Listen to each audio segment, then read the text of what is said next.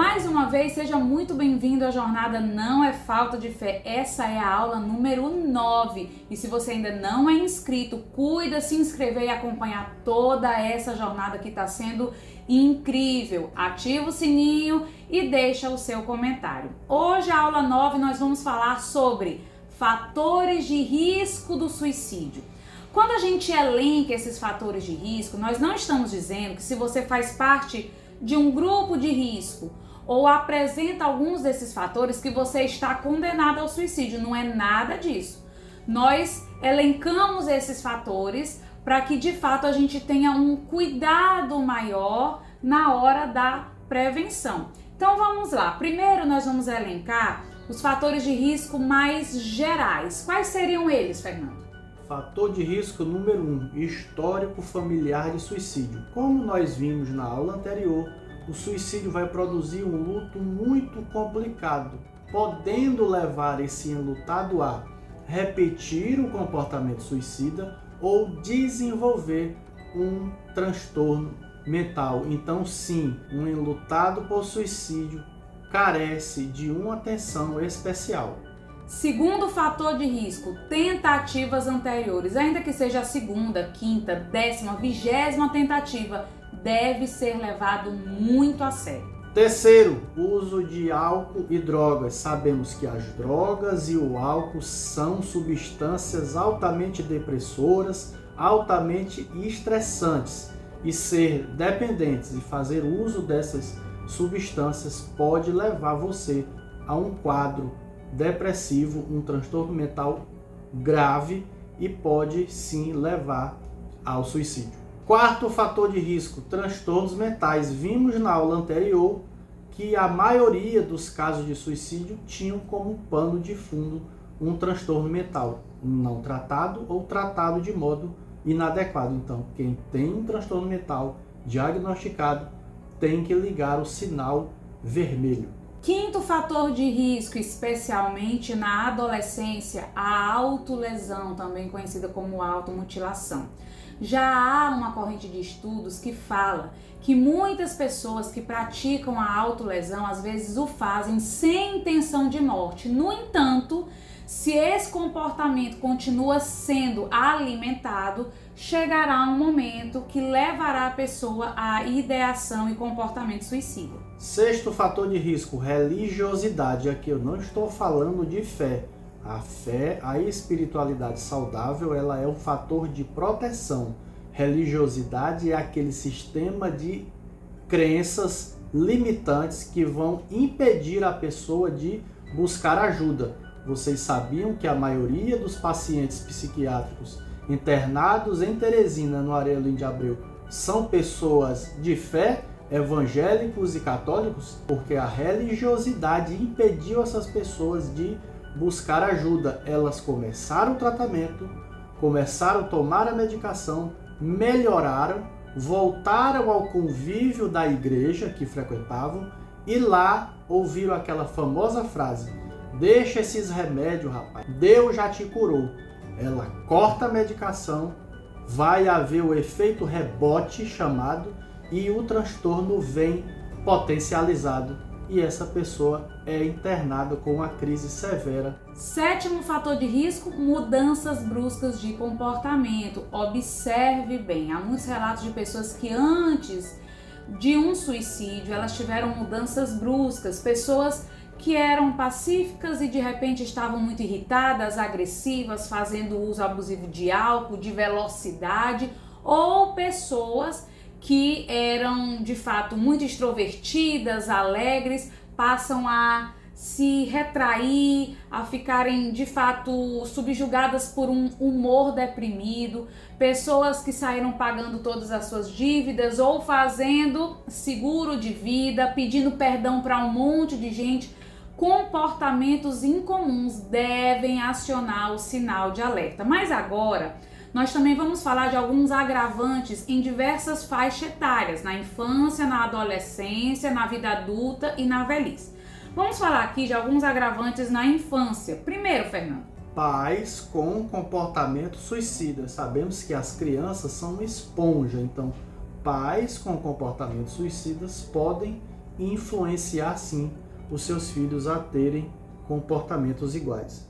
O ambiente familiar caótico, crianças que são maltratadas, então vem aquele desejo, inclusive, de morrer.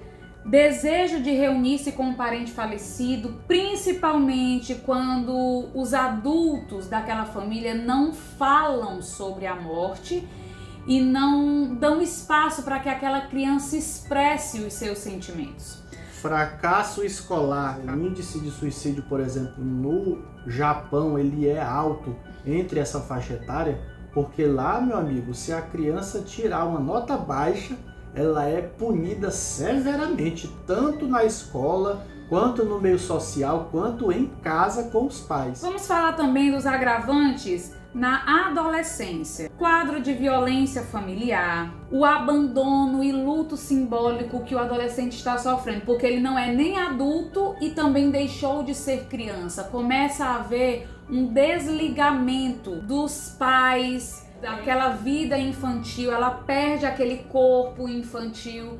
Então é uma fase de muitos processos transformadores. Violências sexual, violência física e violência psicológica também podem acarretar tentativas de suicídio. Um outro agravante da adolescência é a impulsividade, porque o córtex pré-frontal, que fica aqui atrás da nossa testa, ele é responsável para controlar os impulsos, só que ele só termina de ser formado lá pelos 22, 23 anos. É por isso que a gente diz que os adolescentes são muito impulsivos, mas isso é uma condição, inclusive, neurológica. Essa impulsividade, Kézia, é tanto para o lado bom, sair de casa, fazer os projetos, inventar alguma coisa, quanto para o lado ruim, de cometer crimes, de cometer homicídios e de sim tentar contra a própria vida. Fracasso escolar, as cobranças, as comparações, o seu primo é mais inteligente, fulano passou no Enem, essa indecisão ainda de se saber qual profissão vai exercer. Vixe, Kézia, eu sofri muito isso, tenho muitos primos aí inteligentíssimos. Eita, é difícil. Você tem aquele seu primo inteligente, sua mãe diz, o fulaninho. Ei. Dificuldades de relacionamento na família, na escola. O bullying causa muitos suicídios no início da adolescência. É um dos principais fatores de risco na adolescência.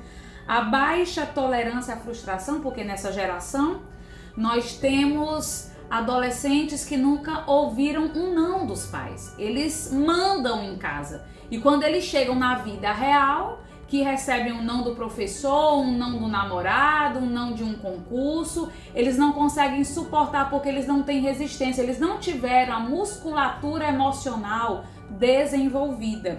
E também aí o que a gente já comentou, a automutilação, que tem sido bem comum na adolescência. Fernando, vamos falar dos agravantes na idade adulta. Eita Jesus, olha, problemas financeiros. Ai, meu Jesus. Quem não tem, né? Problemas financeiros. Inclusive, em grandes crises financeiras mundiais, geralmente houve um aumento dos índices de suicídio. A queda da Bolsa de Valores de Nova York lá em 29, quando aqui em 1992 o Collor pegou o dinheiro de todo mundo também. Na crise imobiliária recente que aconteceu nos Estados Unidos em 2008, se eu não me engano.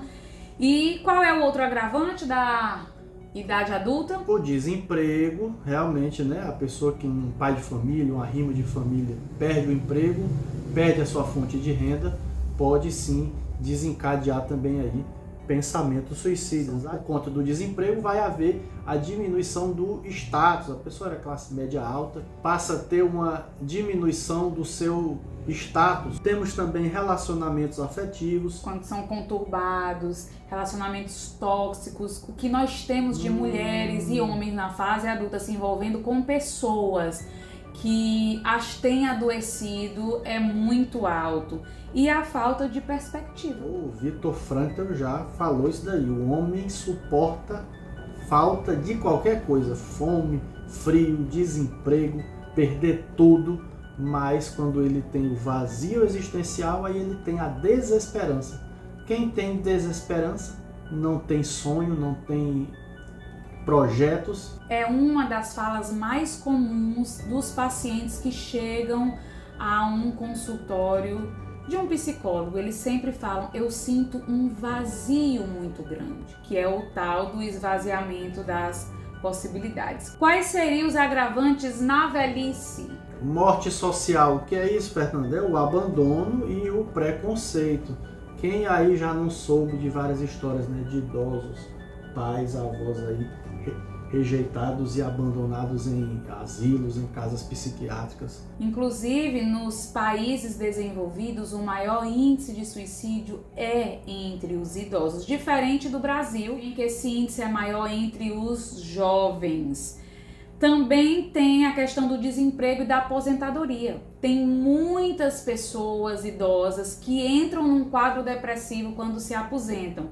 Eles trabalham ansiando pela aposentadoria, mas quando chega o tão sonhado objetivo, eles se veem sem utilidade. Eles se veem sem ter o que fazer e pode desencadear uma sensação de desvalia. Também tem as enfermidades crônicas.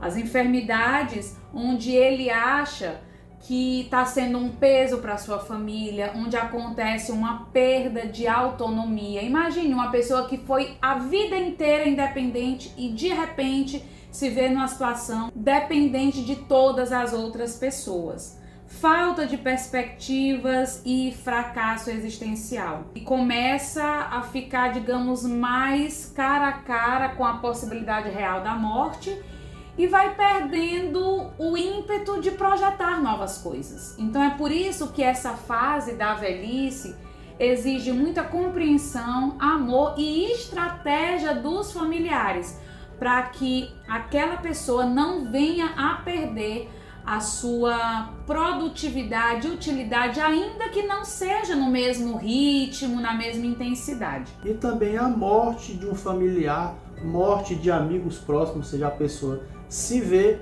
sozinha, vendo todo mundo indo embora, enterrando todo mundo, e diz assim: eu acho que eu também já vou. Então, esses são os principais agravantes, fora, obviamente, dos mitos que se criaram em torno desse tema, suicídio, que impedem muitas vezes as pessoas de reconhecer que aquela pessoa está precisando de ajuda, como também impedem as pessoas de buscarem ajuda. Portanto, atenção para frases de alerta. Preferia estar morto, eu sou um peso para vocês, eu não aguento mais, queria dormir e não acordar, queria sumir, vocês vão ser mais felizes sem mim. Uma frase que a Débora falou algumas vezes, ela também falava muito: eu estou me sentindo muito cansada. É uma frase muito recorrente em pessoas com ideação suicida. Alguns usam até a Bíblia para expressar o seu desejo de morte. Eu queria me encontrar com Jesus. Eu queria abraçar Jesus. Eu queria abraçar Paulo. É sinal de alerta. Sinal de alerta. Queria que Jesus me levasse. O fato é, quanto mais conhecemos, mais temos instrumentos para ajudar as pessoas que sofrem. E na próxima aula, nós vamos falar sobre os fatores de proteção. Os fatores de risco devem ser trabalhados e os fatores de proteção devem ser valorizados. Então, até a próxima aula.